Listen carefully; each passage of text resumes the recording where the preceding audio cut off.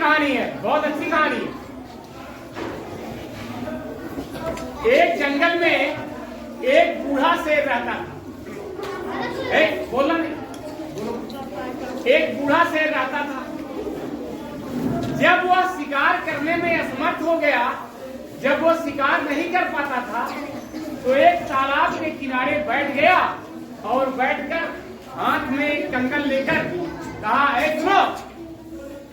एक कंगन लेकर बैठ गया और बैठकर रास्ते में, वहां उस रास्ते पर बैठकर बोलने लगा कि हमारे इस कंगन को ले लो, हमारे इस कंगन को ले लो, खरीद लो। हाँ, खरीदना नहीं, ले लो, ले लो, ले लो।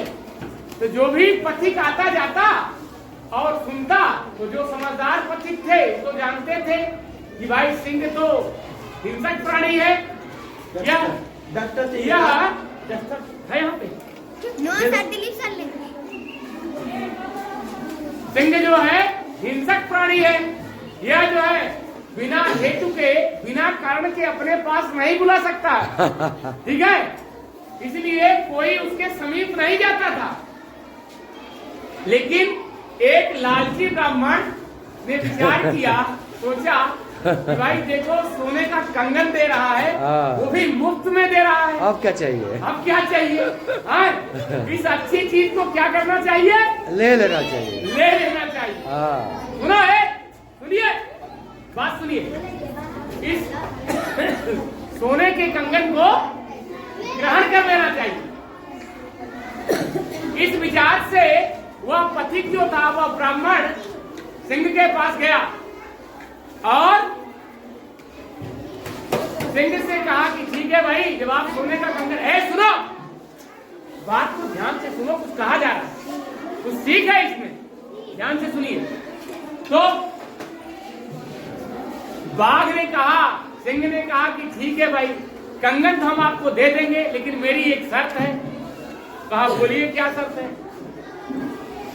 बोला कि आप स्नान करके, हम तो स्नान करके बैठे हुए हैं दान करने के लिए, लेकिन आप जो हमसे दान लेंगे तो आपको भी तो स्नान करना पड़ेगा, स्नान करके आना पड़ेगा। तो आप एक काम करिए, आप तालाब में जाकर स्नान कर लीजिए और फिर बैठ जाइए, हम कुछ हाथ में लेकर आपको एक कंगन दान कर देते हैं। पथिक बहुत प्रसन्न हुआ, ब्राह्मण बड़ा प्रसन्न हुआ, भाई चलो बहुत अच्छी बात है, बात भी सही है, बिना स्नान किए दान नहीं होता है। ठीक है, तो पथिक जो है इस विचार से ऐसा विचार करता हुआ उस तालाब में स्नान करने के लिए जो ही प्रवेश करता है, वह जो है बहुत बड़े दलदल में, कीचड़ में जाकर क्या होता है, फंस गया, फंस जाता है। फंसने के बाद जब सिंह देखता है उसको, उसे बड़ी दया आती है, आप बहुत बड़े कीचड़ में फंस गए हैं, आप चिंता मत करिए, मैं आकर आपको बचा लेता, निकालता हूँ। लेकिन सिंह का उद्देश्य उसको बचाना नहीं था, वह तो खाने के चक्कर में था। वह तो क्योंकि वह शिकार करने में समर्थ नहीं था, वह कंगन सिर्फ लालच था, लालच देकर उसे फंसाकर, उसे निकालकर, उसे उस दलदल से बाहर निकालकर वह सिंह अपने जबड़े और उसे पंजों से पकड़कर उस ब्राह्मण को, उस लालची ब्राह्मण को क्या करता है, मार देता है और मार कर खा जाता है। ठीक है, लेकिन कंगन उसे नहीं देता है। इससे यह शिक्षा प्राप्त होती है कि हाँ, कंगनम तू लोभ है ना, कंगन तो सिर्फ लालच था, लेकिन चूंकि वह सिंह क्या था, शिकार करने में लाचार था, इसलिए वह एक तालाब के किनारे स्नान करके, चंदन करके बैठकर सिर्फ क्या बगड़ा भगत बनकर क्या कर रहा था, लोगों को बेवकूफ बना रहा था। किसके लिए, अपने शिकार के लिए, अपने आहार के लिए, आहार के लिए, शिकार के लिए। तो इस कहानी से हम सुनो, तुम क्यों नहीं समझ रही बात, खड़ी हो, तुम क्यों नहीं बात समझती है, मारेंगे आपको, बड़ा बात समझ लो।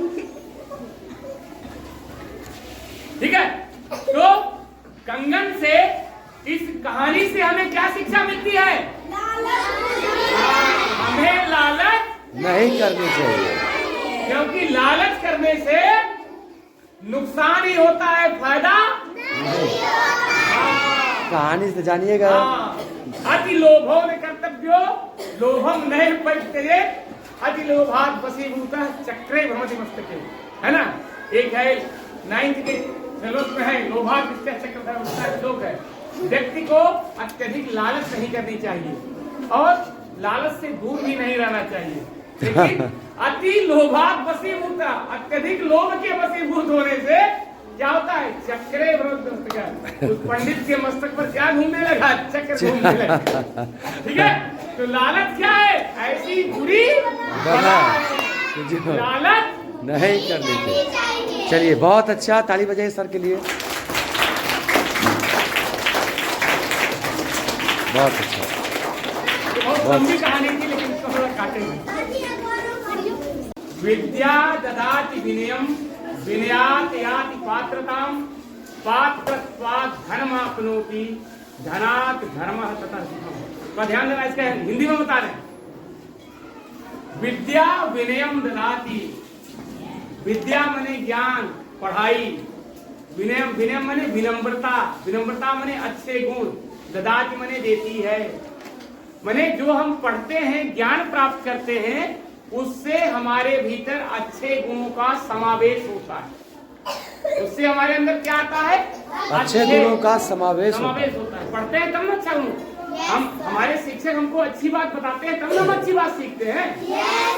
हमारे शिक्षक कहेंगे नहीं जाओ चोरी करो, चार बुढ़ा करो, क्या होगा? बुरा आ जाएगा। लेकिन नहीं, विद्या विनयम ददाति, विद्या ज्ञान जो है वह व्यक्ति के भीतर अच्छे गुणों का समावेश करता है। आजाद आजाद, ठीक है।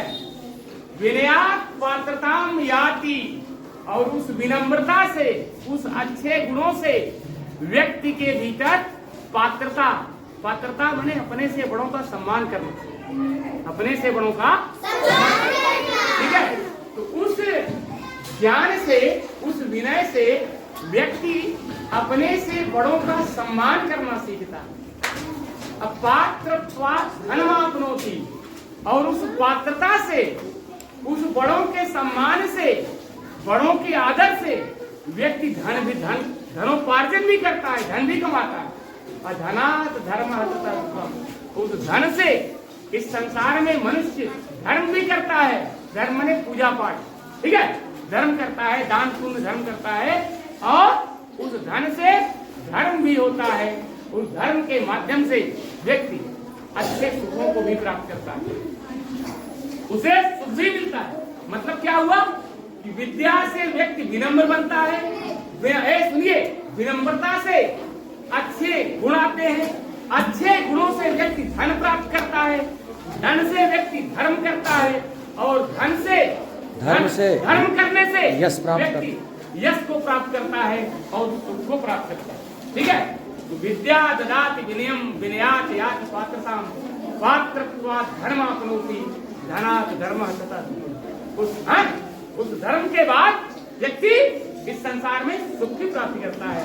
उससे बड़ा सुख कोई, ज्ञान से बड़ा कोई सुख नहीं है, ज्ञान से बड़ा कोई धन नहीं है, ज्ञान से बड़ा कोई आचरण नहीं है, ठीक है। ज्ञानम बिना अस्मिन् संसारे सर्वे।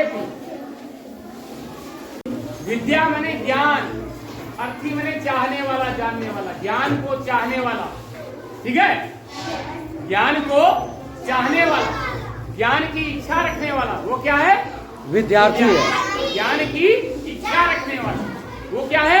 विद्यार्थी। हाँ, जिसे ज्ञान की चाहत ही नहीं है वह विद्यार्थी नहीं बन सकता। ज्ञान मतलब कुछ सीखने की चाह, कुछ सीखने की चाह, कुछ जानने की चाह, कुछ जानने की, पढ़ने की जिज्ञासा, पढ़ने के प्रति लगन कि हमको ये कार्य कर लेना, हमको क्लास में फर्स्ट चले आना, ठीक है, ये लगन है, ये इच्छा है, ये जिज्ञासा है। तो पढ़ने की जिज्ञासा रखने वाला छात्र ही विद्यार्थी बन सकता है, इसीलिए उसका नाम विद्यार्थी पड़ा। विद्या या अर्थी, ज्ञान को चाहने वाला, ज्ञान की जिज्ञासा रखने वही विद्यार्थी हो सकता है, दूसरा विद्यार्थी नहीं हो सकता। ठीक है। और सर धर्म की बात कहे तो धर्म का अर्थ होता है यह धारयति सह धर्म, अर्थात जिसे हम धारण करते हैं। धारण करने का मतलब जिस चीज को हम मन से स्वीकार करते हैं वह धर्म है। मने न स्वीकारयति सह धर्म, जो मन से स्वीकार किया जाए, मन से अंगीकार किया जाए, वो क्या है? धर्म। ठीक है।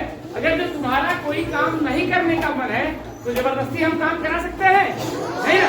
अगर जो हम पढ़ा रहे हैं, तुम्हारी इच्छा नहीं पढ़ने की, जबरदस्ती पढ़ा सकते हैं? नहीं। तो जो मन से स्वीकार किया जाए, मन से अंगीकार किया जाए, वो क्या है? धर्म। एक विद्यार्थी के सर 5 लक्षण कौन कौन थे? काक चेष्टा बको ध्यानम। ठीक है। काक चेष्टा बको ध्यानम। ठीक है। उसके बाद स्वान निद्रा, स्वान निद्रा, अल्पहारी, गृह त्यागी, विद्यार्थी पंच लक्षण। ठीक है। मतलब क्या हुआ कि कौवे की तरह उसकी चेष्टा होनी चाहिए। ठीक है। और दूसरा क्या है?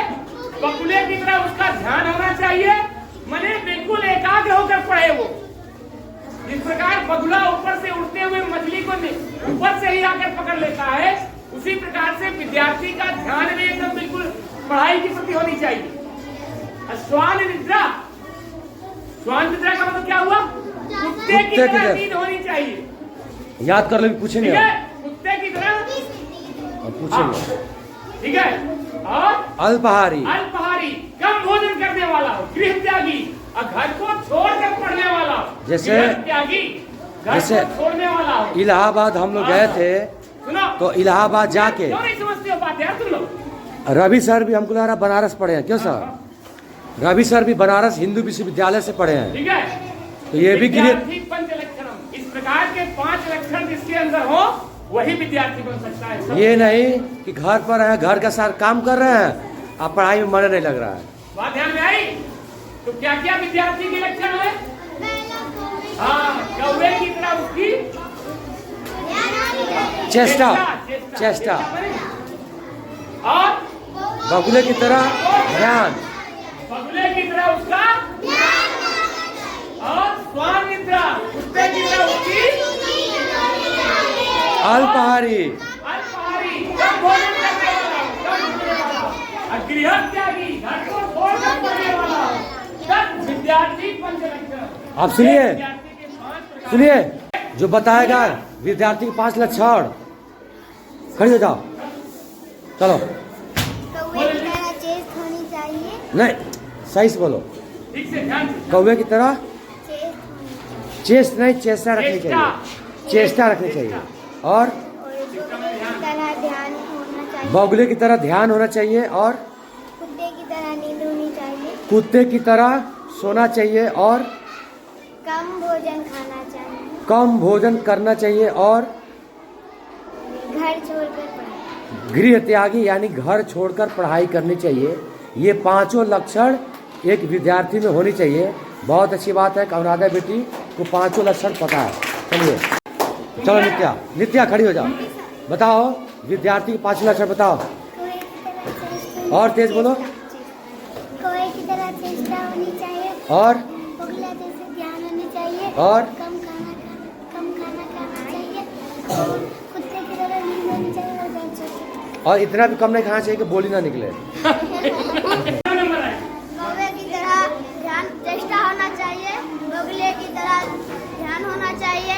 कुत्ते के जैसे नींद होना चाहिए। हमें कम भोजन करना चाहिए। घर छोड़कर पढ़ाई करना। बहुत अच्छा, ताली बजाइए। बोलो बोलो। कौवे की तरह चेष्टा होनी चाहिए। बगुले की तरह ध्यान होना चाहिए। कुत्ते की तरह नींद होनी चाहिए। हमें कम भोजन करनी चाहिए। और हमें घर छोड़कर पढ़ाई करनी। बताओ मत, तुम खुद बताइए। खड़ी हो जाओ, खड़ी हो जाओ, बोलो तेज बोलो। कौवे की तरह चेष्टा होना चाहिए। कम खाना चाहिए। बगुले की तरह ध्यान होनी चाहिए। ध्यान होनी चाहिए। कुत्ते की तरह नींद होनी चाहिए। और घर छोड़ के पढ़ाई करना चाहिए। बहुत अच्छा।